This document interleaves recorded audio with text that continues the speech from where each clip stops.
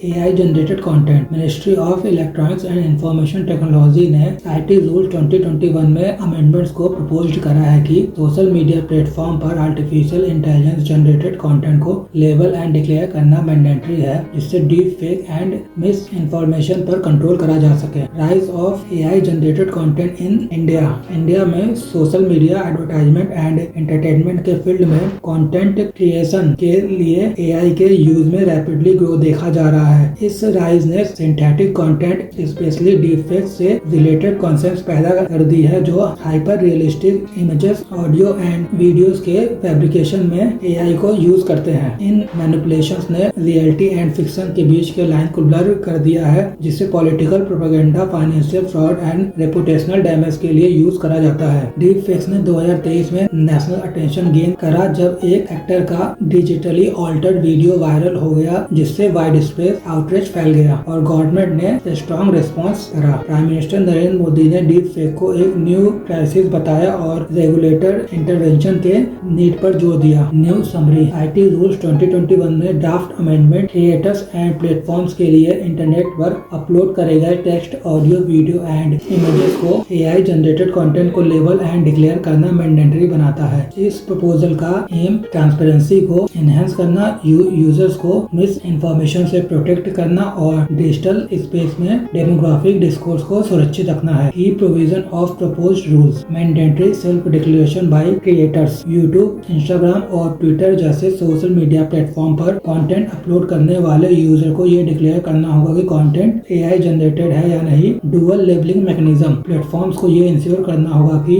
AI generated content में 2 visible marker हो। Content के अंदर एक एम्बेडेड लेबल और वाटरमार्क जो विजुअल और ऑडियो ड्यूरेशन का एटलीस्ट 10% कवर करता हो। जहां भी कंटेंट ऑनलाइन अपीयर हो वहां एक प्लेटफॉर्म लेवल डिस्प्ले होता हो। Platform accountability. यदि यूजर ऐसे डिक्लेरेशन को करने में फेल होते हैं तो सोशल मीडिया कंपनीज को technical measures and automated tools का यूज करके AI जनरेटेड कंटेंट का प्रोएक्टिवली डिटेक्ट एंड लेबल करने की रिस्पॉन्सिबिलिटी होगी। Definition of synthetic content. ये ड्राफ्ट AI जनरेटेड कंटेंट को इस तरीके से डिफाइन करता है: artificially and algorithmically created, generated, modified और ऑल्टर्ड इंफॉर्मेशन जो कंप्यूटर रिसोर्सेज को इस तरह यूज करे कि ये रीजनेबल, ऑथेंटिक और ट्रू अपीयर हो। Consequences of non compliance. जो प्लेटफॉर्म AI जनरेटेड कंटेंट को वेरीफाई एंड लेबल करने में फेल होते हैं वो आईटी एक्ट के सेक्शन 79 के अंदर अपने लीगल इम्यूनिटी को लूज कर सकते हैं। Meta data and identifier requirement. AI generated material unique Meta data identifier के साथ एम्बेडेड होना चाहिए जो परमानेंट एंड ट्रेसेबल हो,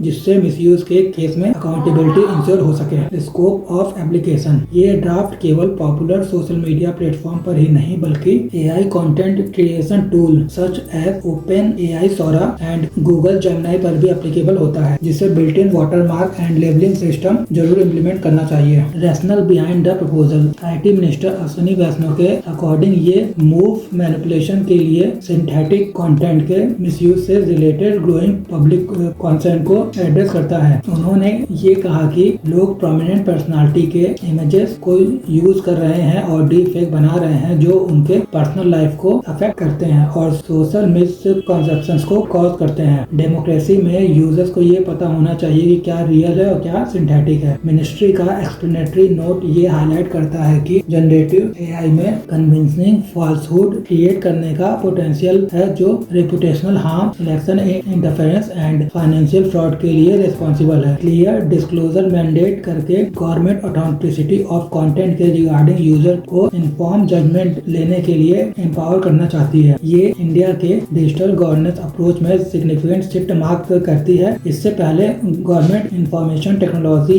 एक्ट 2000 के अंदर general impersonation and fraud provision पर रिलाइड थी, लेकिन AI टूल्स के सोफिस्टिकेशन इंक्रीजिंग ने स्पेसिफिक रेगुलेटरी सेफगार्ड्स को जरूरी कर दिया है। International context and comparative framework. India का मूव AI रेगुलेशन के में ग्लोबल ट्रेंड्स को अलाइन करता है। चाइना ने 2025 में सिमिलर AI लेबलिंग लॉज को इंट्रोड्यूस करा, जिसके according chatbot and synthetic video AI generated media पर clear visual tag and hidden watermark की रिक्वायरमेंट होगी। यूरोपियन यूनियन का AI एक्ट AI इंटरेक्शन में ट्रांसपेरेंसी को मैंडेटरी बनाता है, जिसके अकॉर्डिंग AI जनरेटेड कंटेंट को कंज्यूम कंज्यूम करने पर यूजर्स को इन्फॉर्म करना जरूरी है। यूनाइटेड स्टेट्स कंटेंट ऑथेंटिसिटी के लिए फेडरल गाइडलाइंस को डेवलप कर रहा है, जबकि टेक फर्म्स जैसे Meta, Google and open AI ने वॉलंटरी वाटरमार्किंग स्टैंडर्ड्स का वादा करा है। इंडिया का ड्राफ्ट रूल जनरेटिव एआई के एज में मिस इन्फॉर्मेशन को कॉम्बैट करने के लिए लीगली बाइंडिंग फ्रेमवर्क के अर्ली अडॉप्टर्स के बीच इसे पोजीशन करता है। Implementation challenges and future outlook. इस प्रपोजल को ब्रॉड सपोर्ट मिला है, लेकिन एक्सपर्ट्स इसके इम्प्लीमेंटेशन कॉम्प्लेक्सिटी को लेकर कंसर्न है। डाइवर्स फॉर्मेट एंड लैंग्वेजेस के